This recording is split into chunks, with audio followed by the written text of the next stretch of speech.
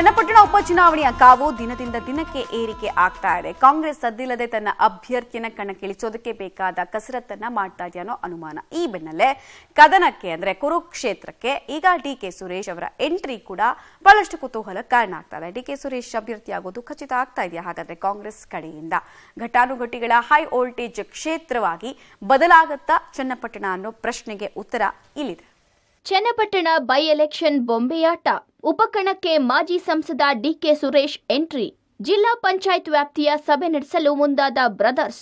S, 3 ಕ್ಷೇತ್ರಗಳ by election ಅಖಾಡದಲ್ಲಿ ರಣರೋಚಕ ಕುತೂಹಲ ಕೆರಳಿಸಿದ್ದು ಚನ್ನಪಟ್ಟಣ ಕಣ.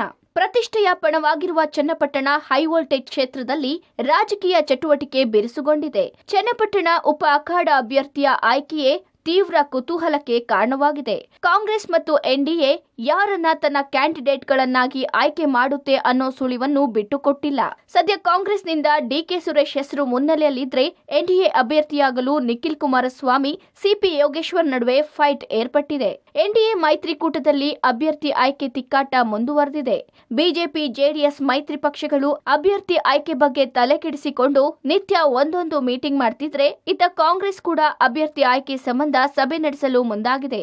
ಕಳೆದ 3 ತಿಂಗಳಿನಿಂದ ಕ್ಷೇತ್ರದಲ್ಲಿ ಒಂದಲ್ಲ ಒಂದು ಕಾರ್ಯಕ್ರಮದ ಮೂಲಕ ಚುನಾವಣೆಗೆ ಸಜ್ಜಾಗ್ತಿದ್ದ ಕಾಂಗ್ರೆಸ್ ತನ್ನ ಅಭ್ಯರ್ಥಿ ಆಯ್ಕೆ ಬಗ್ಗೆ ಹೆಚ್ಚು ತಲೆಕೆಡಿಸಿಕೊಂಡಿಲ್ಲ.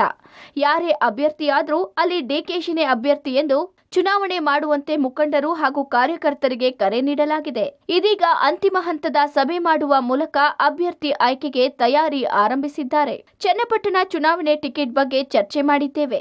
ಸದ್ಯ ಜನ ನನಗೆ ವಿಶ್ರಾಂತಿ ನೀಡಿದ್ದಾರೆ. ಚನ್ನಪಟ್ಟಣದಲ್ಲಿ ನಾವು ಕಳೆದ 3 ತಿಂಗಳಿನಿಂದ ಕೆಲಸ ಮಾಡಿದ್ದೇವೆ. ಅಚ್ಚರಿ ಅಭ್ಯರ್ಥಿ ಹಾಕುವ ಮೂಲಕ ಚನ್ನಪಟ್ಟಣಕ್ಕೆ ಹೊಸ ದಿಕ್ಕು ಕೊಡುತ್ತೇವೆ ಎಂದು ಬೆಂಗಳೂರಿನಲ್ಲಿ ಡಿಕೆ ಸುರೇಶ್ ಹೇಳಿದ್ದಾರೆ. ನಾನು ನಿಮಗೆ ಹೇಳಿದ್ದೀನಿ, ನಾನು ರಜಾನ ರೆಸ್ಟ್ ಕೊಟ್ಟಿದ್ದಾರೆ, ನಾನು ವಿಶ್ರಾಂತಿನಲ್ಲಿದ್ದೀನಿ, ವಿಶ್ರಾಂತಿ ತಗೋ, ಜಾಸ್ತಿ ಓಡಾಡಿದ್ಯಾ, ಕೆಲಸ ಮಾಡಬೇಡ ನೀನು ಅಂತ ಹೇಳಿದ್ದಾರೆ. ಹಾಗಾಗಿ ನಾನು ವಿಶ್ರಾಂತಿನಲ್ಲಿದ್ದೀನಿ ಅಂತ ಹೇಳಿದ್ದೀನಿ. ಸೊ ಒಂದು ಒಳ್ಳೆಯ ಅಚ್ಚರಿ ಅಭ್ಯರ್ಥಿಯನ್ನ, ಗೆಲುವಿನ ಅಭ್ಯರ್ಥಿಯನ್ನ ಕಾಂಗ್ರೆಸ್ ಪಕ್ಷ ಕೊಡ್ತದೆ. ನಾವು ನಮ್ಮ ಕಾರ್ಯಕರ್ತರು ಮುಖಂಡರ ಅಭಿಪ್ರಾಯಗಳ ಸಂಗ್ರಹಣೆಯನ್ನ ಮಾಡಲಿಕ್ಕೆ ಈಗಾಗಲೇ ಕಾರ್ಯಕ್ರಮವನ್ನು ರೂಪಿಸಿದ್ದೇವೆ.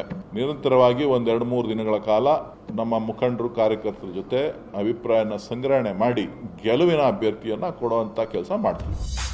ಲೋಕಸಭಾ ಚುನಾವಣೆ ಸೋಲಿನ ಬಳಿಕ ಪಕ್ಷದ ಚಟುವಟಿಕೆಗಳಿಂದ ದೂರ ಉಳಿದಿದ್ದ ಮಾಜಿ ಸಂಸದ ಡಿಕೆ ಸುರೇಶ್ ಇದೀಗ ಬೈ ಎಲೆಕ್ಷನ್ ಅಖಾಡಕ್ಕೆ ಎಂಟ್ರಿ ಕೊಟ್ಟಿದ್ದಾರೆ.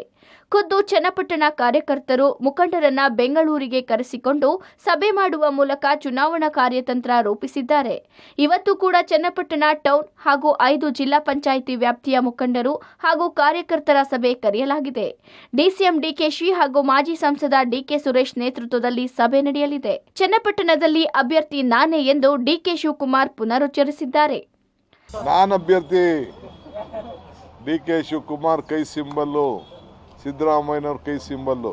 ನಾನು ಅಭ್ಯರ್ಥಿ ಡಿಕೆ ಶಿವಕುಮಾರ್ ಕೈ ಸಿಂಬಲ್ಲು, ಸಿದ್ದರಾಮಯ್ಯನವ್ರ ಕೈ ಸಿಂಬಲ್ಲು. ಈಗಾಗಲೇ ಚನ್ನಪಟ್ಟಣಕ್ಕೆ ಭರಪೂರ ಅನುದಾನ ನೀಡುವ ಮೂಲಕ ಜನರಿಗೆ ಹತ್ತಿರವಾಗ್ತಿರೋ ಡಿಕೆ ಬ್ರದರ್ಸ್ ಅಭ್ಯರ್ಥಿ ಆಯ್ಕೆ ಬಗ್ಗೆ ಸ್ಥಳೀಯರ ಅಭಿಪ್ರಾಯ ಸಂಗ್ರಹಿಸಲಿದ್ದಾರೆ. ಕ್ಷೇತ್ರದಲ್ಲಿ ಮಾಜಿ ಸಂಸದ ಡಿಕೆ ಸುರೇಶ್ ಸ್ಪರ್ಧೆಗೂ ಒತ್ತಡ ಇದೆ. ಜೊತೆಗೆ ಡಿಕೆಶಿ ಆಪ್ತ ರಘುನಂದನ್ ರಾಮಣ್ಣ ಕೂಡ ಕ್ಷೇತ್ರದಲ್ಲಿ ಆಕ್ಟಿವ್ ಆಗಿದ್ದಾರೆ. ಯಾರು ಸ್ಪರ್ಧೆ ಮಾಡಿದ್ರೆ ಮೈತ್ರಿ ವಿರುದ್ಧ ಜಯ ಸಾಧಿಸಬಹುದು ಎಂಬುದರ ಕುರಿತು ಚರ್ಚೆ ಮಾಡಿ ಅಂತಿಮ ತೀರ್ಮಾನ ಕೈಗೊಳ್ಳಲಿದ್ದಾರೆ.